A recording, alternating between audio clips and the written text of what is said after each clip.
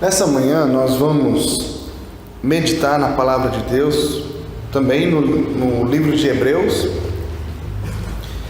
capítulo 6, versículo 1. Hebreus 6, versículo 1. Com o tema Conduzidos pela Graça. Todos acharam?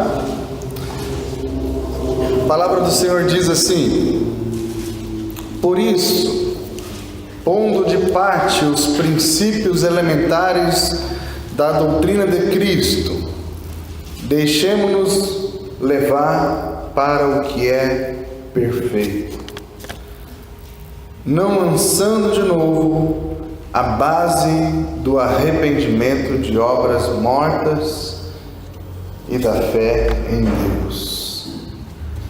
Numa outra versão, uma versão da linguagem de hoje, o texto foi traduzido assim. Está um pouco mais fácil de compreendê-lo. Assim, vamos em frente, a fim de chegarmos aos ensinamentos de adultos, deixando para trás as primeiras lições da mensagem de Cristo. Nós não vamos colocar de novo as bases dessa mensagem, isto é, a necessidade de abandonar uma vida inútil e crer em Deus. Por quê? Porque isso já tinha sido feito. Agora é hora de crescer, é hora de amadurecer. E cada um aqui tem a sua experiência com Deus, tem a sua história com Deus, mas eu quero falar sobre maturidade. E este tema está no meu coração, eu quero falar com a igreja sobre este tema e vou falar em algumas ocasiões. Nos cultos de oração, nós estamos estudando sobre os discípulos. Essa é a mensagem série que eu coloquei, como os discípulos. E dentro desse tema, vários subtemas dos quais nós estamos estudando. Um deles que nós iniciamos quinta-feira agora, as ovelhas de Jesus. Quem são as ovelhas de Jesus? O que elas fazem? Como elas andam? E nos domingos pela manhã, algumas vezes vou mudando de acordo com aquilo que Deus colocar no coração, mas eu quero falar com vocês sobre maturidade, porque a nossa igreja já tem uma certa maturidade. No entanto, há pessoas que acham que têm maturidade, e a gente percebe por entre as linhas e no comportamento e na conversa que de fato ainda não amadureceram como deveriam. O cristão precisa prosseguir, precisa amadurecer na vida cristã, crescer na graça e no conhecimento de Jesus Cristo, e também na palavra de Deus, até que cheguemos à estatura do varão perfeito, a estatura de Cristo, Efésios 4:13. Só que isso não é coletivo, isso é individual. Por isso que existem pessoas que estão na igreja há 30 anos, que parece uma criança, um adolescente de 10, 12, 15 anos. E há pessoas que são recém-convertidas, que têm 5, 6 anos talvez, até menos, que parece que tem 30 anos de conversão. Por quê? Porque permitiu a ação do Espírito Santo na sua vida, e então ela pôde crescer mais, não apenas em conhecimento, mas em maturidade, da forma em que lida com as situações. Agora, deixar-se por ser conduzido pela graça de Deus, é necessário abrir mão da minha vontade, senão eu não vou ser conduzido pela graça, senão eu vou ser conduzido por mim mesmo. E abrir mão sugere também outras coisas. Ser conduzido pela graça de Deus é ser humilde o suficiente para reconhecer que precisa de Deus e se sujeitar à vontade dele. Aí que entra o nosso engano, e às vezes é muito sutil, irmãos. Eu queria que os irmãos entendessem isso. Às vezes nós pensamos, não, mas eu quero fazer a vontade de Deus. Só que às vezes nós não estamos percebendo. No dia a dia eu estou fazendo, na verdade, a minha vontade. E é verdade também que nós não chegaremos à estatura de Cristo aqui nessa terra, nessa situação. Nós não vamos chegar no estado de perfeição moral, espiritual, absoluta, porque só Jesus possuiu isso e possui. Nós vamos viver uma vida, infelizmente, com pecado, com falhas, com defeitos. E enquanto nós estivermos neste mundo, estaremos sujeitos a essas imperfeições, ao pecado e às falhas e às tentações que nos cercam. Somos imperfeitos, todos nós. Ninguém aqui é melhor ou pior. Mas é verdade que existem pessoas mais maduras e menos maduras na fé. De fato, enquanto estivermos nesse mundo, continuaremos sendo pecadores, porque essa é a nossa natureza pecaminosa. Mas o cristão, por ter sido limpo, regenerado, resgatado por Jesus, ele não pode viver em pecado. Não pode amar o pecado, e assim como também não pode dizer que não peca, ou que não erra, ou que não falha, que se fizer isso, ele está dizendo que Deus é mentiroso. A Bíblia diz isso, né? Reconhecer as falhas, as nossas falhas, os nossos pecados, os nossos defeitos, é sinal de maturidade cristã. Isso não é fraqueza. Há aqueles que pensam que reconhecer o erro faz a gente fraco. Eu lembro uma situação no meu ministério que eu errei. Eu errei na maneira de falar determinadas coisas. Eu fui muito rude no meu modo de enxergar. Eu fui muito rude com a igreja. E eu percebi aquilo. Depois que eu falei assim, puxa, eu não deveria ter falado daquele jeito. À noite eu vou pedir perdão. E à noite, antes de pregar, eu pedi perdão para a igreja por aquilo que eu tinha falado no domingo de manhã. Não o que eu falei, porque o conteúdo não era errado, mas a maneira em que eu me expressei. E eu disse, eu tenho certeza que eu magoei algumas pessoas. E talvez algumas pessoas pensaram, aquilo foi para mim. E na verdade não era algo direcionado para alguém, mas eu falei na carne. E alguém, depois de um tempo, chegou em mim e disse, pastor, não deveria pedir perdão. Por exemplo, por que não? Porque isso te enfraquece. Enfraquece o seu ministério. E eu disse, não. Pelo contrário, isso me fortalece. Porque reconhecer os erros não é fraqueza. Reconhecer os erros é sinal de maturidade. Tanto é que a gente sempre dá a volta por cima. Quando a gente é humilde e quando a gente consegue reconhecer os erros. Mas nós precisamos da graça exatamente para isso.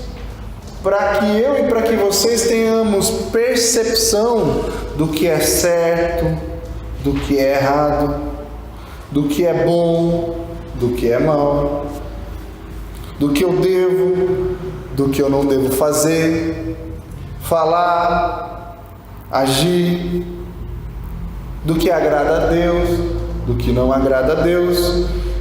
E este discernimento é espiritual. claro que existe uma moralidade já implantada nos nossos corações desde que nós nascemos, que é uma moralidade humana. Por exemplo, todo mundo aqui sabe que roubar é errado. Mas na perspectiva cristã, roubar não é apenas errado. Na perspectiva cristã, roubar é um pecado. Isso afeta diretamente ao nosso Deus, nos afeta e afeta a pessoa que foi, então, vítima daquilo. Isso faz toda a diferença. Quando eu compreendo que a minha moralidade deve estar ligada a Cristo e não à lei do homem.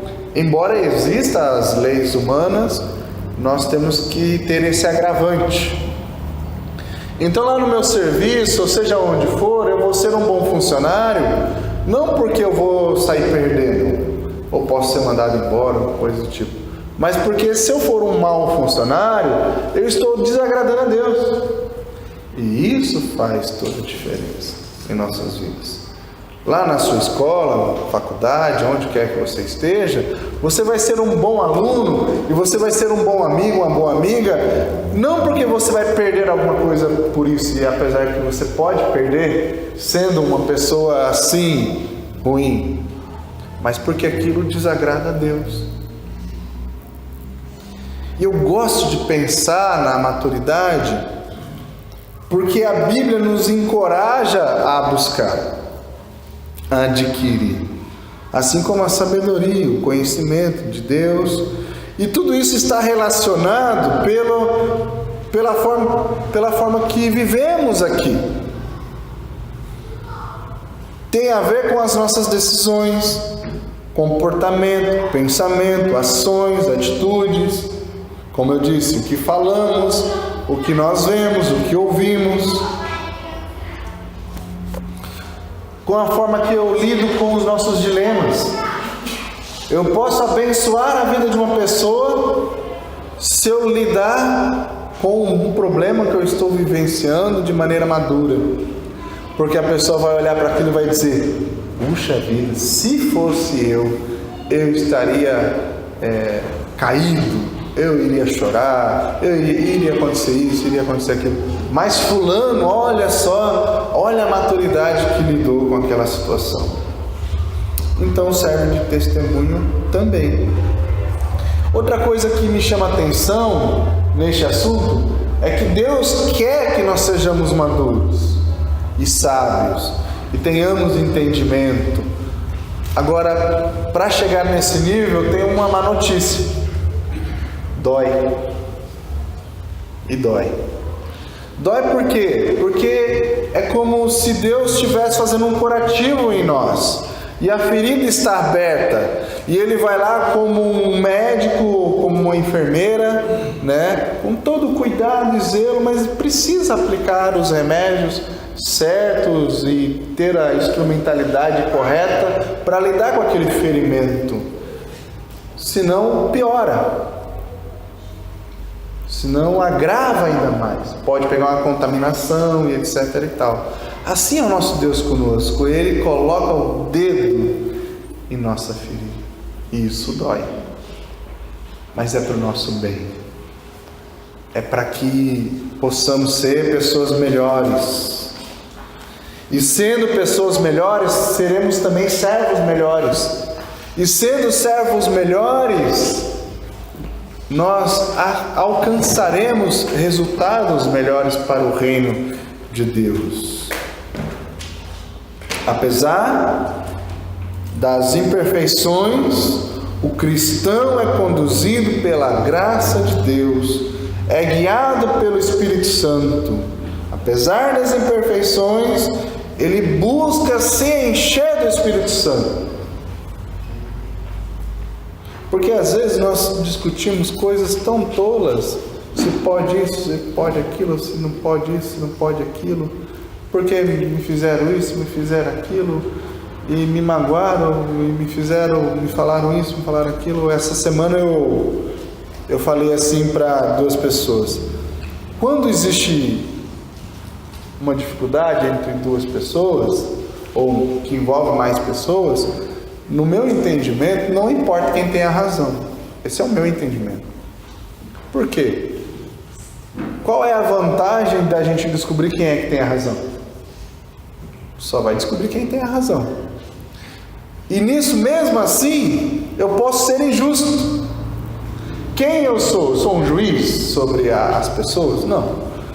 Importa muito mais de descobrir quem tem razão em solucionar o problema, em resolver a questão, em pôr um ponto final na determinada situação.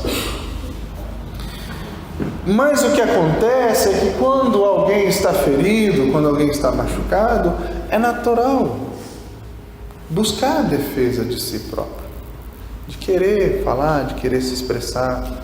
Isso é muito natural, porque eu também faço isso, vocês fazem isso, todos nós fazemos isso. Só que o que a gente tem que entender é que isso não é saudável. Então, a maturidade entra em nossas vidas para a gente poder resolver e pronto. Ok,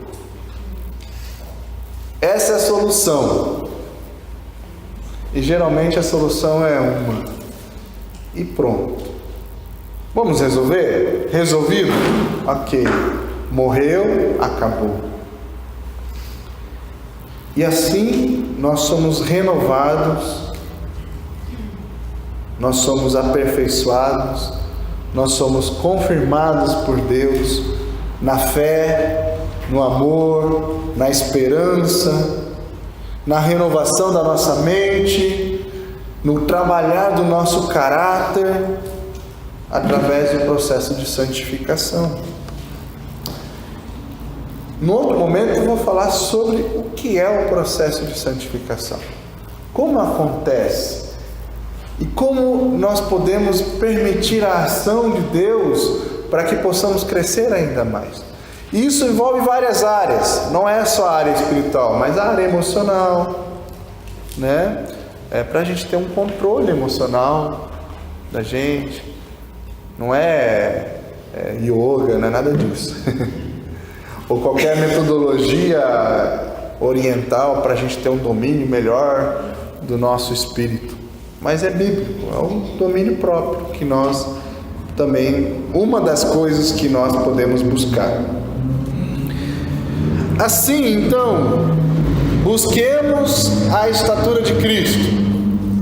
Ninguém é perfeito, mas o texto diz: deixemos levar para o que é perfeito.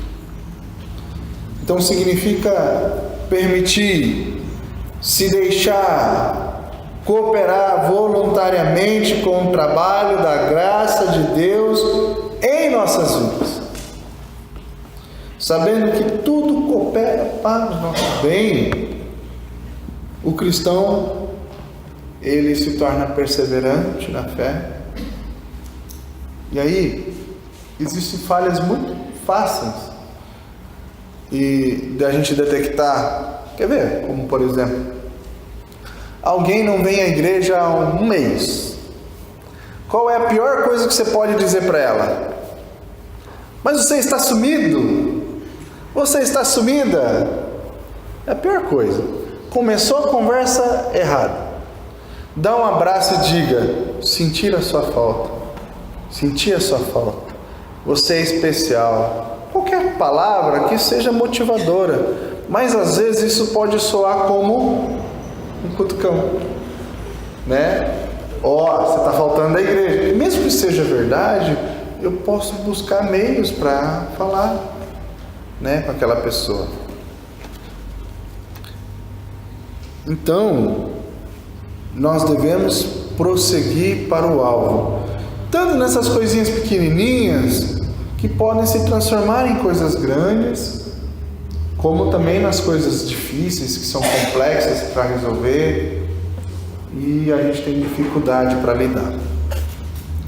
Independente do que seja, busquemos como alvo o crescimento, a maturidade na fé, no amor,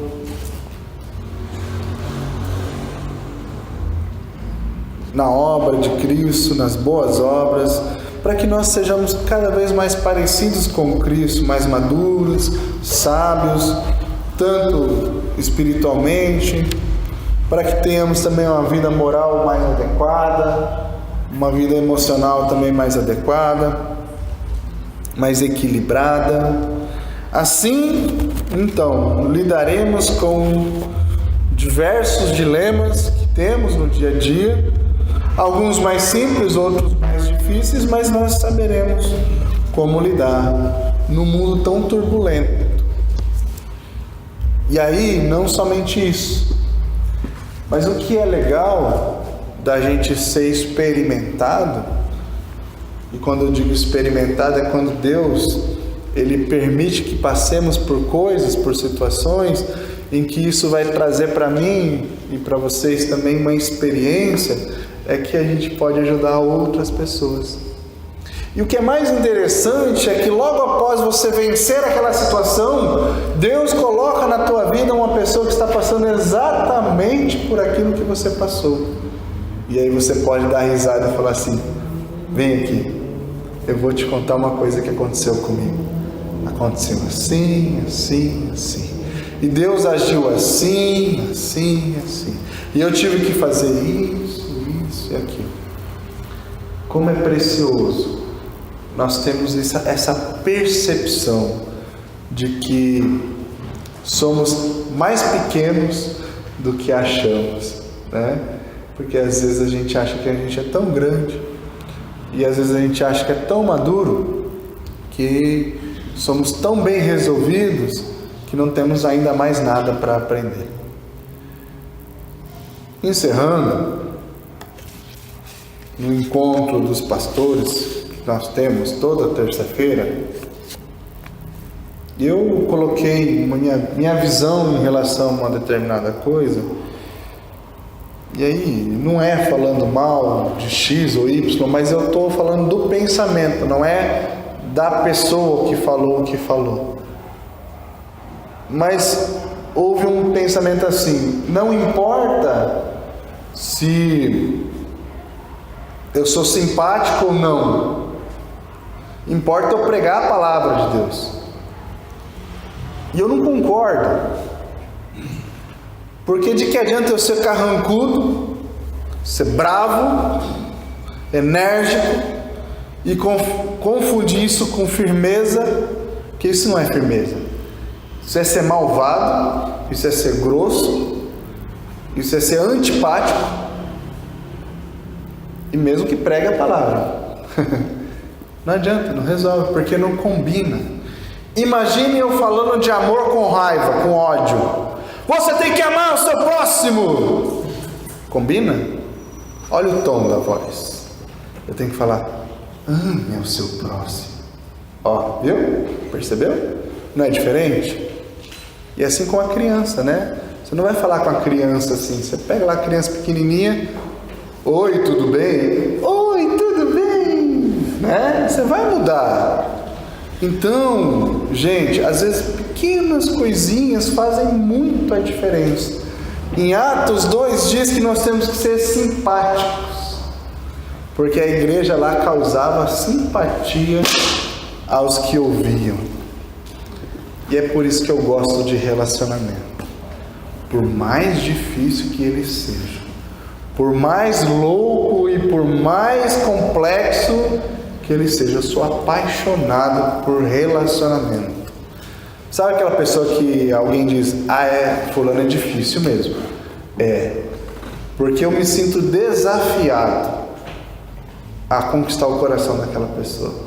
E eu sei que eu vou ter dificuldade, mas essa é a minha missão, e essa é a sua missão também, como cristão, como servo do Senhor. Tudo isso é porque devemos ser conduzidos pela graça e não pela nossa carne. Vamos orar? Deus, como é bom ter o conhecimento da Tua palavra e sabemos que mesmo quando estamos errados, o Senhor nos dá as oportunidades para que possamos perceber, notar, reconhecer, se arrepender, abandonar, confessar, mudar e sermos transformados pelo Senhor. Ó Deus, perdoa as nossas falhas, que possamos ser uma igreja compassiva, uma igreja amável, uma igreja que perdoa, uma igreja que saiba lidar com as diferenças, principalmente com as diferenças de comportamento, de pensamento, porque aqui é uma escola. E se a gente tiver essa perspectiva de olhar para o outro, não enxergando apenas o erro ou os defeitos, eu vou olhar com amor, eu vou olhar com compaixão, eu vou olhar com misericórdia e vou também notar que talvez eu seja até pior do que aquela pessoa. Possamos olhar para o nosso coração e meditarmos nessa palavra, a começar por mim, Deus. Dia após dia eu tenho pensado nisso, como ser um servo melhor para o Senhor, Deus. Isso não é para minha glória, isso não é para nossa glória, isso é para a glória do Senhor. Ó Deus, nos ajude a ser uma igreja assim, uma igreja que ama de fato como o Senhor amou, que se compadece, que compreende, apesar e mesmo com os problemas que nós temos. É essa oração que eu faço em nome de Jesus. Amém? Amém.